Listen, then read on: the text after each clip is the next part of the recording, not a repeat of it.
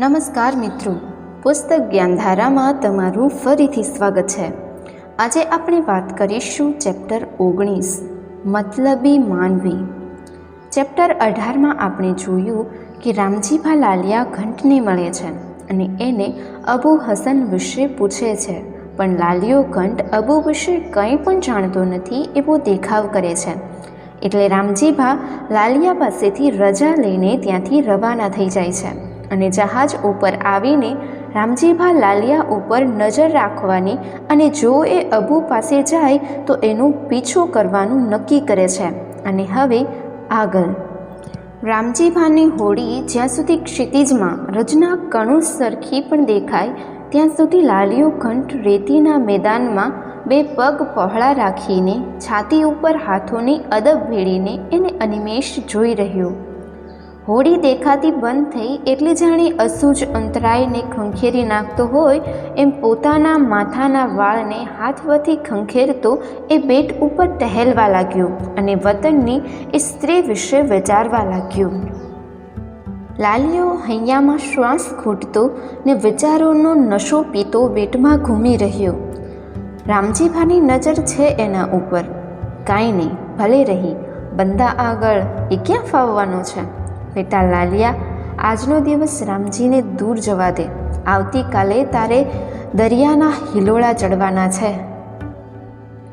વળતે દિવસે સાંજે લાલિયો એક સઢવાળો મછવો લઈને બેટ ઉપરથી ઉપડ્યો। આખી રાત એ ચાલ્યો। સવારે એ મધ દરિયામાં આવેલા બેટોના એક સમૂહ પાસે આવ્યો। માર્ગનો પાકો ભમ્યો હોય એમ એણે બેટોની વચ્ચેની સામુદ્ર ધુનીઓમાંથી માર્ગ લેવા માંડ્યો। કોઈ જબરી ભૂલભુલામણીની ગલીઓ જેવા આ નાના સુમાર વગરના બેટો વચ્ચેની સામુદ્ર ધુનીઓમાંથી માર્ગ કરતો એ એક બેટ ઉપર ઉતર્યો। એ બેટ ઉપર અબુ હસન ચાંચિયાનું મુકામ હતું। અબુ હસન અને એના સાથીઓ આ બેટ ઉપર ઝૂંપડા બાંધી રહેતા હતા। એમના વહાણો પણ અહીં પડ્યા રહેતા। આસપાસના બેટડાઓ એવી રીતે ગોઠવાયા હતા કે જરા દૂરથી પણ ચાંચિયાના મુકામનો ઇશારો સરખો પણ ન મળે। લાલિયાએ બેટ ઉપર આવતા એક નિરાત થઈ। અબુ ઉપર જ બેઠો હતો। બેટ ઉપર હતો એટલું જ નહીં, પણ લાલિયાને આવેલો જોઈને એને મળવા માટે સામેથી આવતો પણ હતો। બંને મિત્રો ભેટ્યા અને રેતીમાં જ બેઠા। અબુએ પૂછ્યું, કેમ દોસ્ત, તો અહીં ક્યાંથી? હું આવ્યો છું તારી પાસે। કેમ, કાંઈ મુજ સરખું કામ આવી પડ્યું? કામ વગર કાંઈ થોડું આવું? 10 વર્ષથી મેં તારી સેવા બજાવી છે। 10 વર્ષ તારો સાથ પૂર્યો છે। 10 વર્ષ સુધી તારા કામ મેં કરી દીધા છે। અબુ લાલિયાની આ પ્રસ્તાવનાથી ગંભીર બની ગયો। કબૂલ દોસ્ત, તું મારો જાણીસાર દોસ્ત છો। તારી મારી દોસ્તી બતાવવા માટે આ બધું યાદ અપાવવાની એ તારે શી જરૂર પડી? જરૂર છે અબુ, જરૂર છે આ બધું તને યાદ કરાવવાની, કેમ કે હું આજ તારી પાસે બદલો કહે તો બદલો, ઇનામ કહે તો ઇનામ ને માગણી કહે તો માગણી, જે કહે તે માગવા આવ્યો છું। અબુ આરબ છે। મહેમાનને પણ એ પાછો ન કાઢે તો જેની સાથે બેસીને સેંકડો વાર નિમક ખાધું છે એવા મિત્રને એની તાકાત હશે ત્યાં સુધી પાછો નહીં વાળે। બોલી દે દોસ્ત, અબુ પાસે એવું છે શું કે જે તારે જોઈએ છે? તું આપીશ ખરો? મારી પાસે હશે તો આપીશ। કોલ દે। મારી જુબાનમાં વિશ્વાસ નથી ને હાથમાં છે? લે, કોલ આપું છું। અબુએ લાલિયાના હાથમાં પોતાનો હાથ મૂક્યો। તો સાંભળ મારી માગણી। તે એક હાલારી ઓરત પકડી છે, એ મને આપી દે। હાલારી ઓરત? એના બાનમાં મેં 5000 રાલ મનમાં ધાર્યા છે। તારે જોઈએ તો ભાગના હિસાબમાં 5000 કાપી લેજે। નહીં, અબુએ કહ્યું, મારા કોલની કિંમત 5000થી ઓછી નથી દોસ્ત। તારી માગણી મને મંજૂર છે। મંજૂર છે? લાલિયાના લોહીની ગરમી એના અવાજમાં રણકી ઉઠ્યા સિવાય ના રહી। તે મારા ઘણા કામ કર્યા છે અને હજી ઘણા કરીશ, શંકા વગર। દોસ્તોની દોસ્તીની સામે ઓરતની તે શી કિંમત છે? લઈ જા ને મોજ કર, ને મોજ કરતાં કરતાં યબુને યાદ કરજે। હમણાં જાઓ? તારી ઈચ્છા હોય તો અત્યારે જ મને બતાવ। બેટના બરાબર મધ્ય ભાગમાં પાકી એક બાંધણીમાં 3-4 બેઠા ઘાટના મકાન જેવા ઝૂંપડા હતા. એમાંથી એક ઝૂંપડામાં અબુ લાલિયાને લઈ ગયો. ઝૂંપડાની અંદર દરિયાની આછા બદામી રંગની ઝીણી રેતીમાં લાલિયાએ એક નારીને લમણે હાથ ટેકવીને સૂતેલી જોઈ. લાલિયાના મુખમાંથી એકાએક ભરાઈ આવેલા હૃદયનો દીર્ઘ નિશ્વાસ નીકળી ગયો. ચમકતી પહોળી થઈ ગયેલી આંખો લાલિયો એ નારીને નિરખી રહ્યો. અબુએ એક સ્મિત કરી લાલિયાના ખભા ઉપર હાથ મૂક્યો. કેમ દોસ્ત? નશામાંથી જાગતો હોય એમ લાલિયો ચમકીને અબુ સામે જોઈ રહ્યો. જન્મો જન્મ તારો દાસ બનીને રહીશ, લાલિયાએ કહ્યું. મેં તારી સેવાની રાજા ભુજથીએ વિશેષ કદર કરી છે. નિત્ય શાંત અને મૂક ઝૂંપડામાં માનુષી વીણાના ધીમા પણ ઘેરા ભણકારથી સૂતેલી નારી ચમકીને એકદમ બેઠી થઈ ગઈ. અબુને અને અબુના જેવા જ દાનવી દેખાવના એના સંગાથીને જોઈને એ ગોઠણમાં માથું નાખીને મૂક બેઠી રહી. એને જાગ્રત થયેલી જોઈને લાલિયો એની પાસે ગયો. લાલિયાએ એને ખભે હાથ મૂક્યો. એ હાથના સ્પર્શથી જેમ લજામણીનો છોડ કંપી ઉઠે એમ એ નારીનું અંગે અંગ કંપી ઉઠ્યું. કાંઈક એને રાહત આપવા અને કાંઈક એની વાત જાણવાની મુરાદથી લાલિયાએ હાલારની જ ભાષામાં હાલારની જ ઢબથી એ નારીને પૂછ્યું, તું ક્યાંની છો? નર રાક્ષસ જેવા દેખાતા માણસના મુખમાંથી હાલારના ભણકારા ઉઠતા સાંભળીને એ નારીએ ચમકીને માથું ઊંચું કર્યું. વતનની યાદથી એની આંખમાં ભીનાશ ચમકી. રાક્ષસની રેખા ઉપર તેજસ્વી બનેલી આંખો ઠરી. પણ એ આંખોએ વતનનું બીજો કોઈએ અણસાર ત્યાં ન જોયો. ઓ ભાઈ, મને આ નરકમાંથી બચાવો. રાક્ષસના હૃદયમાં વતનના ભણકારા જગાવવાના મનસૂબાથી નારી આર્જવરભર્યા અવાજે કરગરી. અરે તું ફિકર રાખમાં, પણ તું કહે તો ખરી, તું છો ક્યાંની? હું મૂળ સલાયાની. સલાયાની? લાલિયાની આંખો એકદમ નીચે ઢળીને જાણે પોતાના હૃદયની ભૂલાઈ ગયેલી કંદરામાંથી સલાયાને શોધવા ચાલી. તું સલાયાની હો તો અહીં ક્યાંથી? મારી કથા લાંબી છે ભાઈ, તો આપણી વખતનો ક્યાં તોટો છે?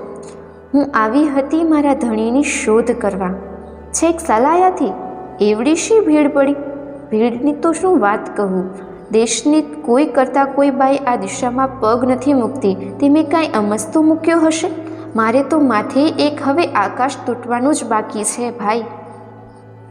છેક સલાયાથી તું આવી કેમ? લાલિયાની સલાયાથી કોઈ બાઈ આવે એ જ જાણે હજી ગળે ઉતરતું નહોતું.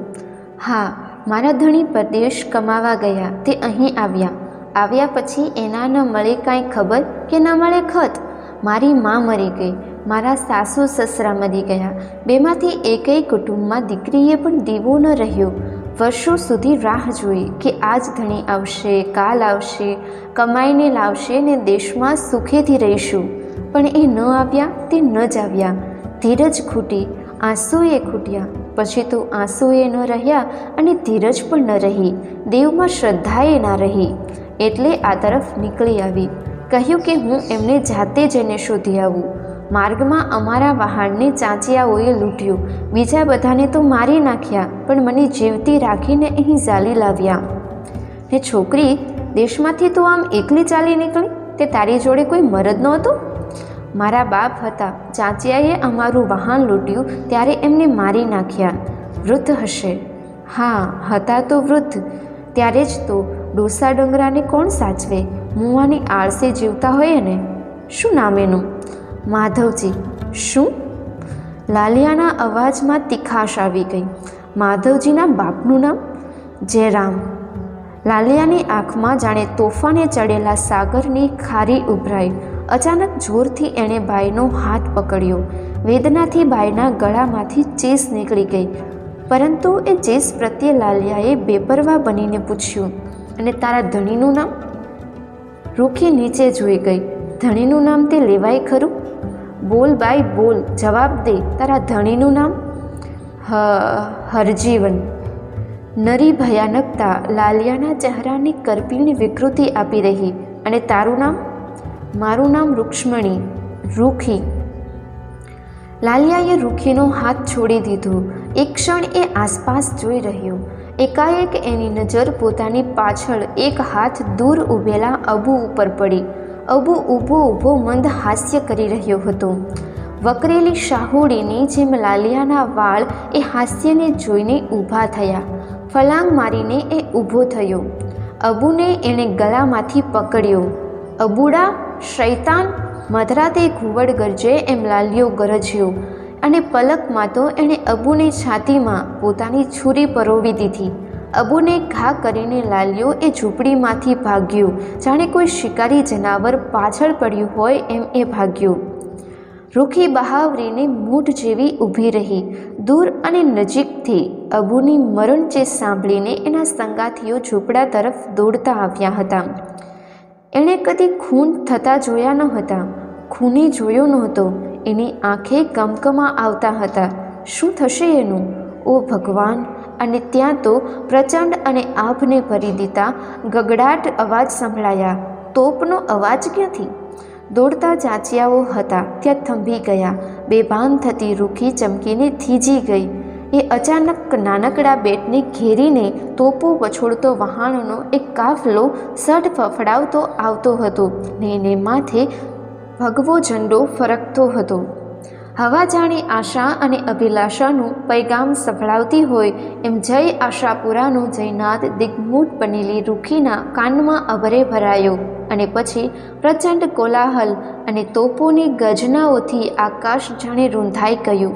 ધુમાડાનો સફેદ પડદો ચોપાસથી જાણે દરિયામાંથી પ્રગટી ઉઠ્યો ને પોતાની નાગચૂડમાં એક નાનકડા બેટને ભીસવા મથ્યો.